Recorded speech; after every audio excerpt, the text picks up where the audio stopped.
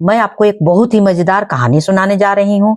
एक समय की बात है, एक विशाल राज में एक राजा राज करता था, जिसका नाम था राजेंद्र।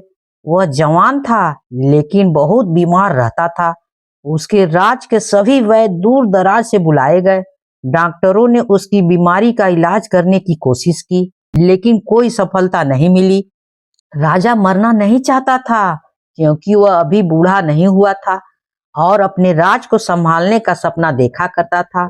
एक दिन उसने अपने दरबार में शाही ज्योतिषी को बुलवाया। ज्योतिषी ने गहरी सांस ली और बोला, महाराज, मैं आपको एक ऐसा महिला के साथ देखना चाहता हूँ जो रानी नहीं है। वह या तो आपकी जान बचा सकती है या फिर आपको मृत्यु के बाद फिर जिंदा कर सकती है। राजा की आंखों में थोड़ा उम्मीद जगी। उत्सुक होकर उसने पूछा, वह महिला कौन है? ज्योतिषी ने सिर हिलाया और कहा, मुझे उसका चेहरा साफ साफ नहीं दिखाई दे रहा है, लेकिन वह रानी नहीं होगी। फिर भी मैं देख सकता हूँ कि आप उस महिला के साथ स्वस्थ और प्रसन्न रहेंगे। राजा पहले से ही एक सुंदर और वफादार रानी मारिया से शादीशुदा था, फिर भी ज्योतिषी की बात ने उसे सोच में डाल दिया। उसने अपने राज में ढोल नगाड़े के साथ ऐलान करवाया, जो भी महिला मेरी जान बचा सकती है या मृत्यु के बाद जिंदा कर सकती है, मैं उससे शादी करने के लिए तैयार हूँ और उसे ढेर सारा धन दूंगा। कई महिलाएं आईं, कुछ जड़ी बूटी लेकर, कुछ मंत्र पढ़कर, लेकिन किसी ने भी राजा को स्वस्थ नहीं कर पाया। दिन ब दिन उसकी हालत बिगड़ती गई और आखिरकार एक दिन राजा ने अपनी आखिरी सांस ली।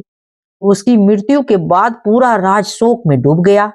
कुछ हफ्ते बाद एक रहस्यमयी महिला राज में पहुंची। उसका नाम था काव्या।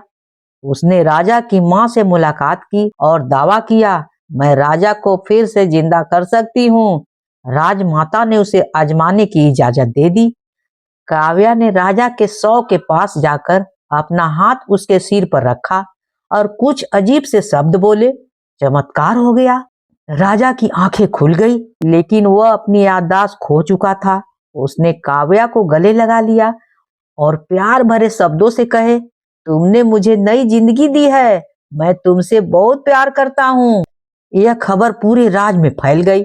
लोग कहने लगे कि राजा को काव्या से प्यार हो गया और वह अपनी असली रानी मारिया को भूल गया। काव्या ने इस मौके का फायदा उठाया। उसने रानी मारिया से जबरदस्ती सारा काम करवाना शुरू कर दिया, रसोई साफ करने से लेकर फर्श धोने तक। मारिया चुपचाप सब सहती रही, लेकिन उसका दिल दुखी था। इधर शाही ज्योतिषी को यह सब ठीक नहीं लग रहा था। उसने राजा से मिलने की कोशिश की, लेकिन काव्या ने उसे रोक दिया। एक दिन जब काव्या ने मारिया से मंदिर के सामने फर्श साफ करने को कहा, तो मारिया टूट गई। वह राजा के पास गई और रोते हुए बोली, महाराज, क्या आपको याद नहीं है कि मैं आपकी पत्नी हूँ? इस महिला ने मुझे गुलाम बना लिया है। राजा ने पहले तो विश्वास नहीं किया, लेकिन मारिया की आंखों में दर्द देखकर उसका मन पिघल गया। धीरे धीरे उसकी यादें लौटने लगी।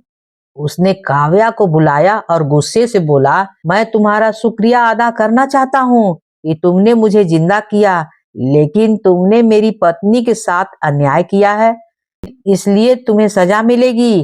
इसके लिए तुम्हें सजा मिलेगी। उसने काव्या से शादी करने से मना कर दिया, लेकिन उसे गहने और सोने चांदी के उपहार दिए। फिर उसे राज से बाहर निकालने का आदेश दे दिया। मुझे माफ करो मेरी रानी, अब हमेशा साथ रहेंगे। इसके बाद राजा और रानी ने अपने राज में सुख शांति की जीवन बिताने लगे और लोग उनकी प्रेम की कहानी याद करते रहे। इस कहानी से हमें यह शिक्षा मिलती है कि सच्चा प्यार और वफादारी ही जीवन का आधार है। चालाकी से मिली सफलता अस्थायी होती है और सच्चाई अंत तक जीतती है। इसे दूसरों के साथ सम्मान और न्याय करना चाहिए, यही हमारा धर्म है। अगर कहानी अच्छी लगी हो तो please like, share and subscribe तो कर ही दीजिएगा, भूलिएगा बिल्कुल नहीं। कहानी होती है समाज